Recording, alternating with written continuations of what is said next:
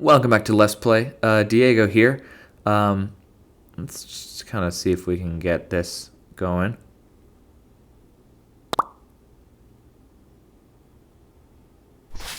No, we can't. This is... I wanted to... You see the colors are different. Again, we passed through a few more. And... Well, you see, I think this might be about where I stopped playing last time, back in the halcyon days of the 20-teens. Because you see, you get just a little edgy like that, and you just roll right off. So this is going to be a tricky one. And I thought that if I brought you along with me, I would make myself get less frustrated. So I can do things like set this up right here, where I want this to sort of barely just sort of tip over. Barely tip over, just like that. Is there any backboard that this might sort of bounce off of on the other end? Oh my god, that was so close. Holy shit, we can do it. Oh wow. What if I'm just trying to get this angle. Whoa. Oh my god, that's so hype. You can't say that isn't cool. That's the coolest shit I've ever seen. Oh, wow. Starting this one off strong. Oh, wow. So strong. I forgot to even put a clock. Do I have any clocks? Oh, I'm going to be riding that high for the rest of the day. Oh, my God. Oh, wow. Oh, man. Oh, man, oh. That is I I expected the whole episode to be there, and now we aren't, and I'm not sure if I know what to do with myself, as is evidenced by that hit. Oh wow. Woo. Man, that was cool. I feel proud of myself for knowing the systems of this game that well. A mere 2,800 and something holes in. I should have been a little bit more careful, knowing that if I goofed that one up. Okay, we can just kind of do that. Oh wow.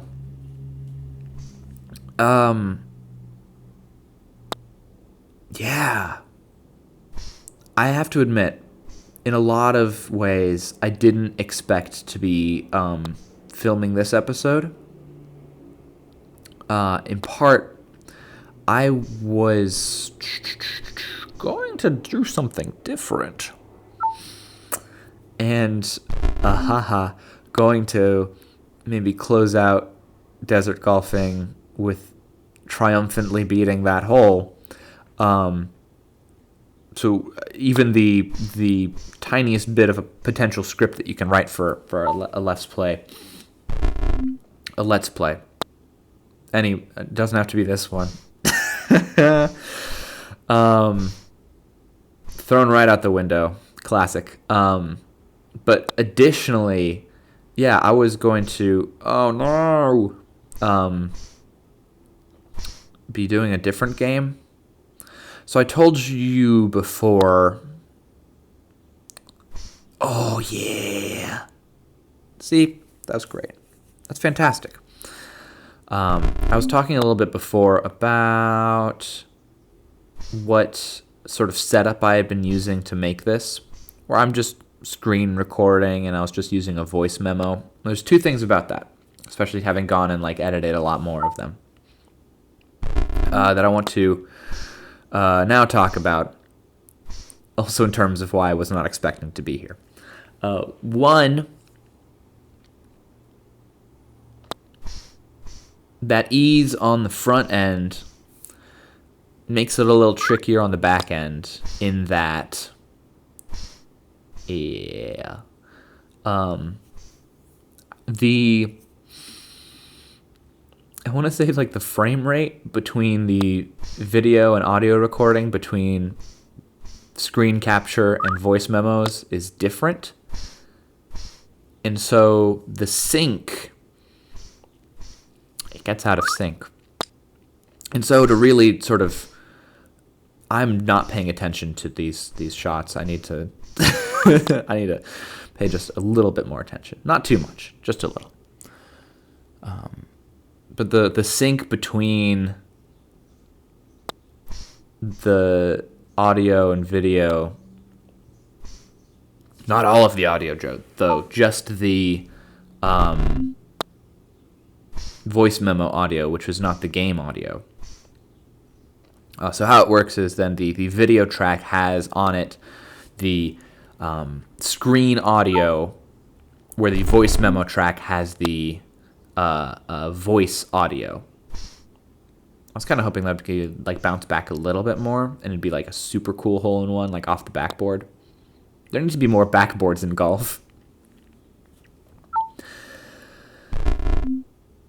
And so part of the editing with that is the screen recording audio is slightly shifted. It seems to be in sort of the export out of it.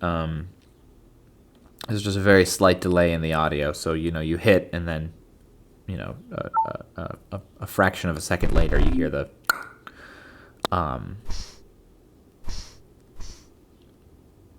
but the voice memo audio, the commentary track, and then place alongside it, and that is a little bit that becomes out of sync because I think it's different frame rates between voice memos and the screen recording. Whether the screen recording is in, I don't know, 30 or 60, and the voice memos in, I guess, 24, I don't know. But also, it's a little odd to talk about audio in frame rates when that isn't quite how it works. Come on. And so, go back. I know you'll be able to hear it. But the voice track goes a little quicker than does the visuals.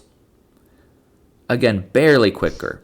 Just enough so that you might probably hear the echo of like the hit, or the ball has gone in and it does the satisfying doo-doo. You might hear that echo a little bit, but only occasionally, because the way then I found to fix this, I just did the simplest fix. I try not to be too fancy with these here, Let's Plays. Come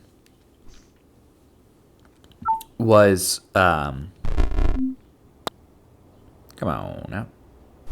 Give me those good bounces. Mediocre bounce.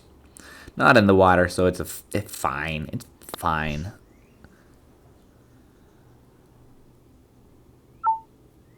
And every, minute or two, I just gotta, resync it.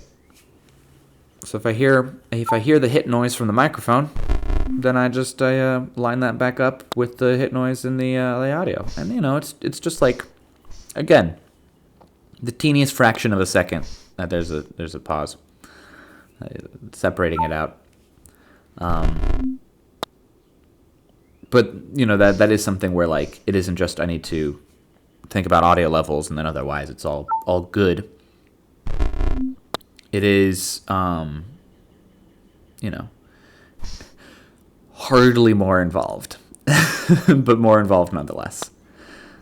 And I bring all of this up in part because, part of what I've been doing with this so far is trying to get a peek behind the curtain as to how this works.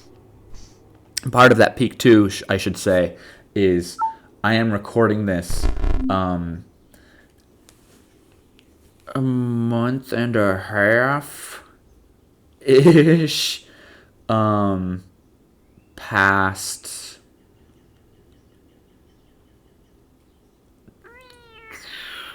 I'm going to say like a month past the last time I recorded one of these. What day is today? Yeah, not too far from that. But that does that I hopefully hopes give a sense of sort of scope for these where it is in my experience much nicer to record in blocks, edit a little bit more paced out. And this one I don't think is going to be recording in a block. I think it's just going to be this one. Yeah, you can roll down. But why else I bring this up is there's now a third Lost Let's Play series where in that sort of break time, I was hoping to bring another mobile game with Monument Valley 2. So I recorded for 2.5 hours. And I was really happy with it. It was turning really great. And because it does some things with the physicality of the phone, there's some stuff I was excited to do with sort of presenting that. But because I was doing the voice memos screen capture simultaneous thing, I was caught unawares when the voice memo is recorded for only like 4 seconds or something like that. Like it started recording, and then by using either another application or starting the screen capture or some sort of poor combination of events, the audio is gone. Oh no. Now, like the other Lost Let's Play series, I don't know if I've talked about them at all. One is a recording of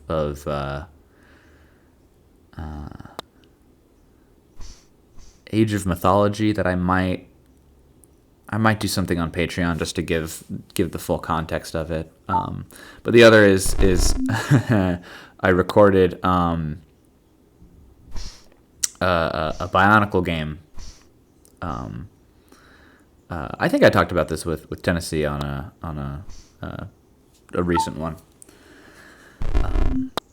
Potentially, I believe even on the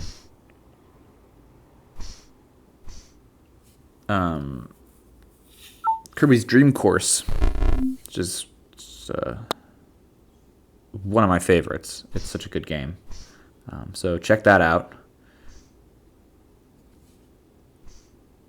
I was just so nervous about that going in for who knows what reason. But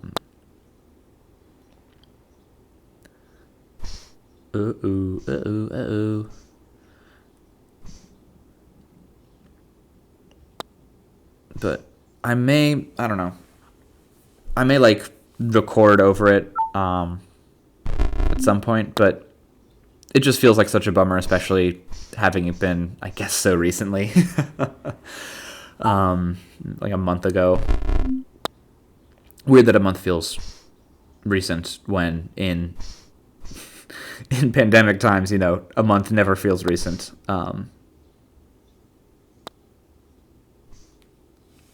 Yeah, it doesn't feel good thinking about. So I'm gonna hold off on deciding whether to do anything with it for a second.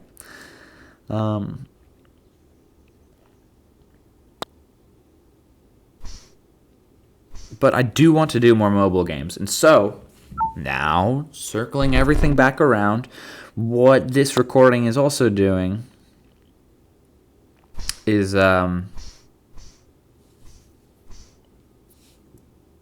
audio through the screen capture, as it was before. That part was never a problem. But then also through my recording audio into a microphone through OBS onto a computer, as opposed to all being localized in on the phone. Which I think part of me wanting to do this on mobile, I'd said very early on, was to help get back in the swing of things. But then too, with that, why I was choosing to use this as the venue to talk about some of the back end stuff is so that way, I want other people to be able to make things more easily, because a big part of the whole backstory of Let's Play is trying to make the kinds of things that I wish I could see more of.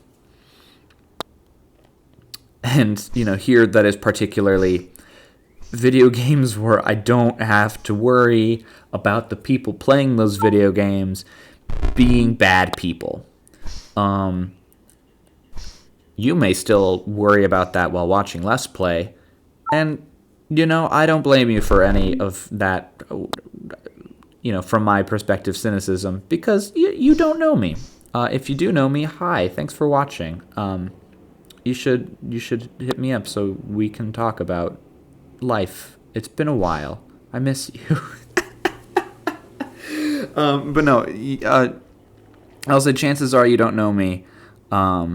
But I know myself, and I know my friends, and so when I make a thing that I have made, I know what went into it and who is behind it. And I think that is a thing that has, that's a thing that feels good and empowering and helps me even come back to my own things more frequently. And that's something that I wish for other people. In part because more people doing that then means more likely more things that I will be less worried about being the audience for.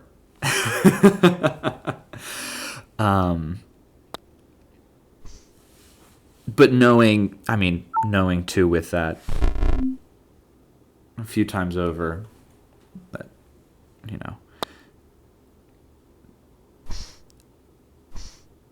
this is at times, you just have to make the thing you want to see.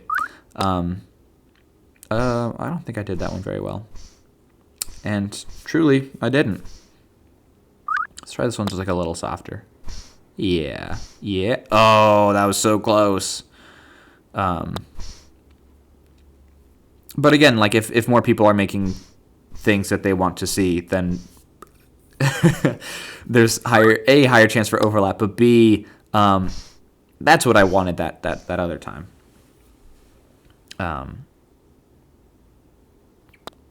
Better, I think just better relationship with things what created in general. I have a better sense of myself having made things because I can better establish what I like and why I like, because I have, this, to me, feeling more direct form of sort of a close engagement with media, in that I know a little bit more of what might have been done to make it. And so, it's seeing sort of the thought processes that go into something. So then I can say, oh, I like things that do XYZ, or where it seems like the people behind it were trying to, ABC, whatever it is. So this is all to say, making Let's Plays like just entirely from phone is incredibly achievable. And I think if you are starting it from not having done anything on computer, isn't that like, as long as you're keeping things pretty basic, isn't that much steeper of a learning curve isn't that much more cumbersome than doing things on computer. Until the release of my thesis in 2019, the May of 2019, had edited all of my YouTube videos from my personal channel. It's weird calling it that when I'm also the head of this one, but I'm not the head of the other one. I am the other one.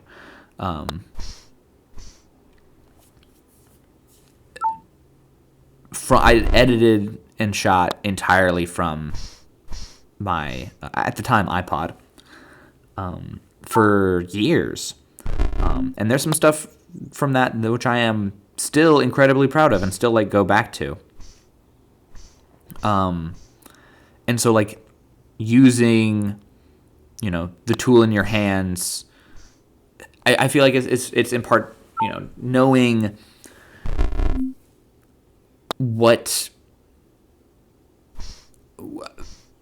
enough about what you want to make, or stumbling into a kind of thing to make from the tools that you have with you.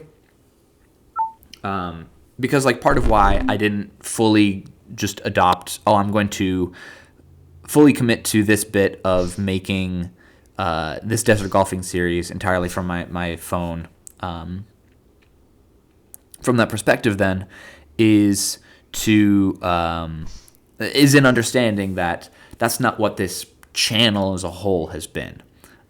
Like the act of the I'll say more consistent graphic design. How do I want to do this? Let's just no, that ain't the right kind of slamma-jamma. Maybe I'll try and like pop it up, and if I go over, then I go over. But like consistently having, some things in the description. The check us out elsewhere, or whatever I call it. What do I call it? I call it something. Yeah, catch us elsewhere. And the format of the thumbnails and things of this nature. I'm sure I could do on, from, or transferred to my phone, but I know that it's possible, and I know that that's one of the kinds of things that is more cumbersome. Whereas when I would film, edit, and upload entirely from my iPod, like I would do, custom thumbnails, but I would do them video to video, where I would take a handful of screenshots of the video, pick a couple of them, gussy them up in some free image editor, and then, less often, but towards the end, probably, add some words to it, and that is way more reasonable than the thumbnail format that I use here on Let's Play, where it is very consistent, very graphically consistent, but then trying to do those smaller edits on especially free image editing software is much more cumbersome on a phone.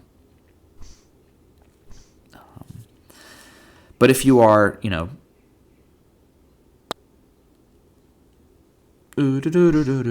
you don't, oh no, is that gonna, oh God, how awful.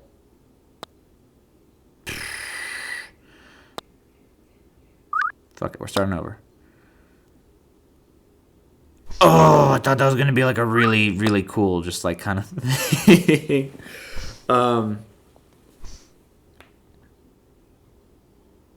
But if you're doing a different style of thumbnail, I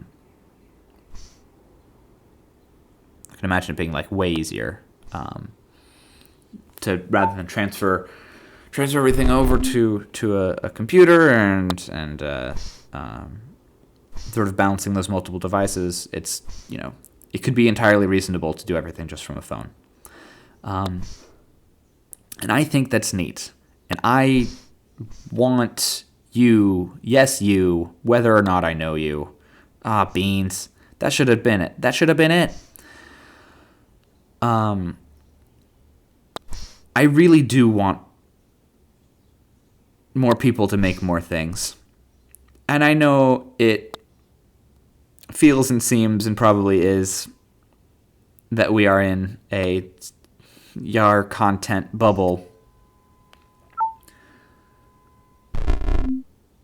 But, part of what makes it a bubble is the I guess commodification of it, is the commercialization of it, is the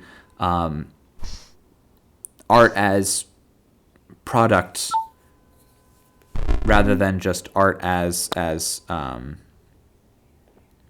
hobby. And what I try to be intentional about too is not aiming for, capitalistic exponential growth, a thing which literally can never be sustained, because the goal is not sustainability, the goal is growth. And that's part of why, modeling this after the pun of Left's Play, is that reminder of like, if this becomes something more, then that's cool. But the goal is not to try and sort of, I guess in a way, force this into being something more. Someone is honking so furiously outside, and you cannot hear it because I know what my levels are like. But I just want you to know how utterly distracting it is for someone to just be laying on the horn intermittently for like, at this point, 3 minutes straight. Look at how slick that was. That was so... beans. That wasn't slick. That was the opposite of slick. That was rough and coarse and gets everywhere. Damn sand. Come on. Ugh. But building art for smaller communities, and let alone building them for communities at all, is something that I think is harder to imagine because of YouTube. And I think I'll say probably, I'm too young to say this with any kind of assertiveness, was probably much easier in early YouTube days when most of the watching of YouTube was not on youtube.com, but embedded videos on other sites. And so it was not... you weren't competing with the whole of YouTube, you were competing with the whole of the internet, right? And so the idea of what the goal of video was I tapped the side of my phone trying to like get it to stop.